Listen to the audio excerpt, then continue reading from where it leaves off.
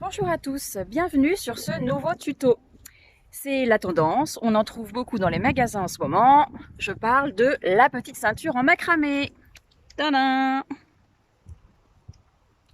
Voilà, les beaux jours m'ont donné envie de me faire moi aussi ma petite ceinture en macramé. J'ai choisi un petit motif chevron grâce au nœud de cabestan. Voilà, donc je vous le propose en tuto tout de suite. Si vous êtes intéressé par ce genre de tuto, pensez à vous abonner pour avoir les petites notifications et ne rien rater.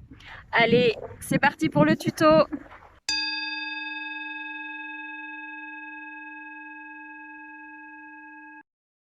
Si vous voulez refaire ma ceinture en macramé, il vous faudra une pelote de corde à macramé, une paire de ciseaux, une boucle de ceinture qui peut être récupérée et un rouleau de scotch. Tout d'abord, servez-vous d'une ceinture à vous pour avoir la bonne longueur. Vous allez couper un premier brin qui fera 6 fois la longueur de votre ceinture.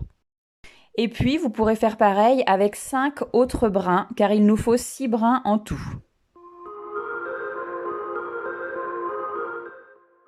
Commencez par plier en deux un premier brin pour le passer dans la boucle de ceinture, comme ceci.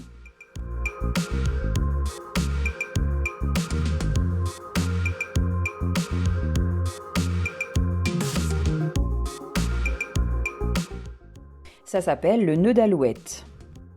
Faites de même pour tous vos brins.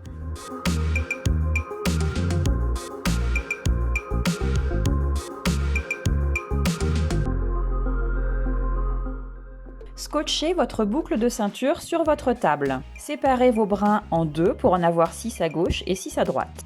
Voici le schéma du nœud de cabestan en diagonale. N'hésitez pas à faire pause pour bien l'étudier et commencer doucement votre ouvrage. Prenez votre cordelette la plus à gauche, elle vous servira de fil porteur pour cette baguette. Placez-la en diagonale au-dessus des 5 cordelettes de votre gauche. Prenez la cordelette suivante et passez-la autour du fil porteur en boucle comme ceci.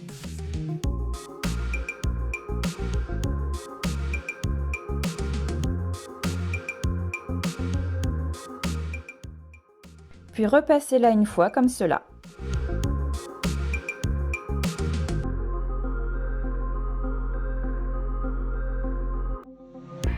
Et voilà votre premier nœud de cabestan. Faites de même avec les 4 autres cordelettes suivantes, en suivant la diagonale vers le bas.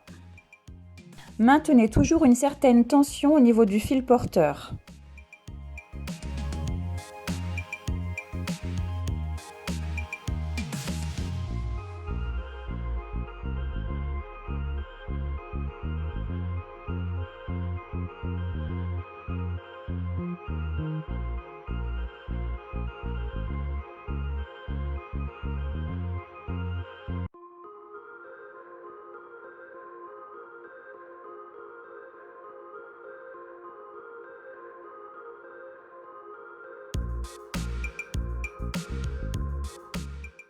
Maintenant, faites la même baguette de l'autre côté, à droite. Elle doit être en parfaite symétrie. On commence de droite vers le centre.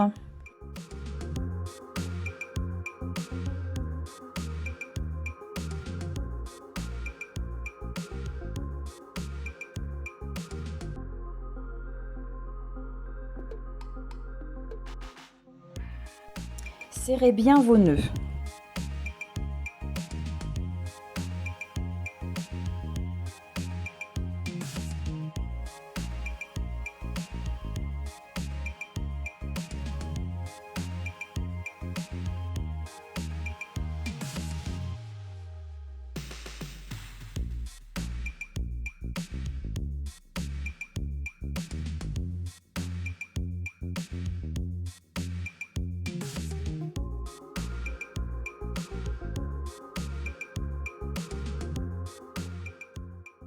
On arrive à ça et maintenant on va pouvoir faire une deuxième baguette juste en dessous de la première à gauche.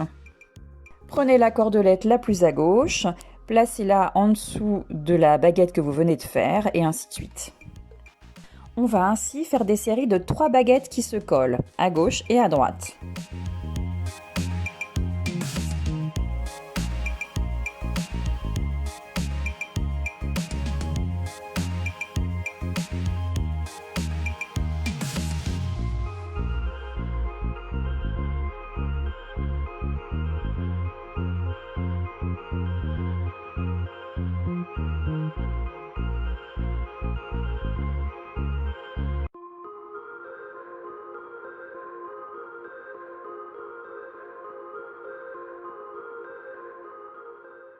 Quand vous avez fini cette série de 3 baguettes, vous pouvez rejoindre les 2 fils porteurs avec un dernier nœud de cabestan. Et maintenant, pour réaliser le motif chevron, on va partir du centre vers les côtés. Donc pour commencer, on prend le fil porteur qui est du côté gauche mais au centre et on le place en diagonale inverse, c'est-à-dire en descendant au-dessus de toutes les cordelettes de gauche. Et c'est parti pour une nouvelle baguette de nœud de cabestan, mais qui part cette fois-ci du centre vers la gauche en descendant. Et on va continuer ainsi tout le long de la ceinture, en continuant par série de 3 baguettes qui descendent un coup vers le centre, un coup vers les côtés, avec une parfaite symétrie de gauche à droite.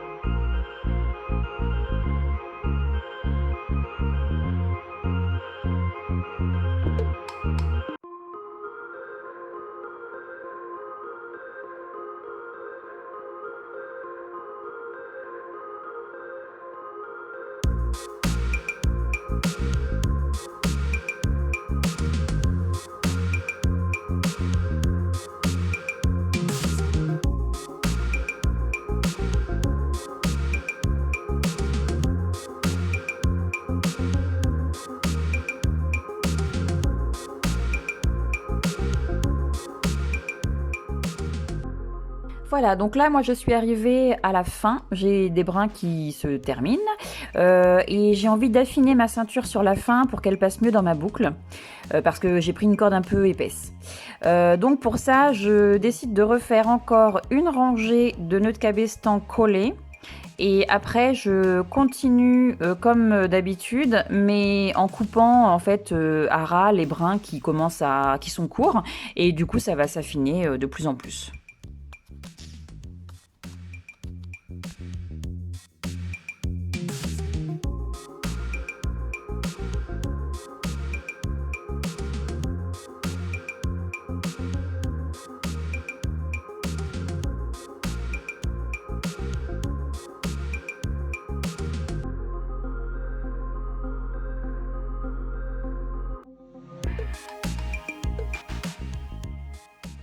Et pour finir, coupez tous les brins qui vous restent de longueurs différentes et ajoutez des petites perles en bois qui se bloqueront avec un gros double nœud.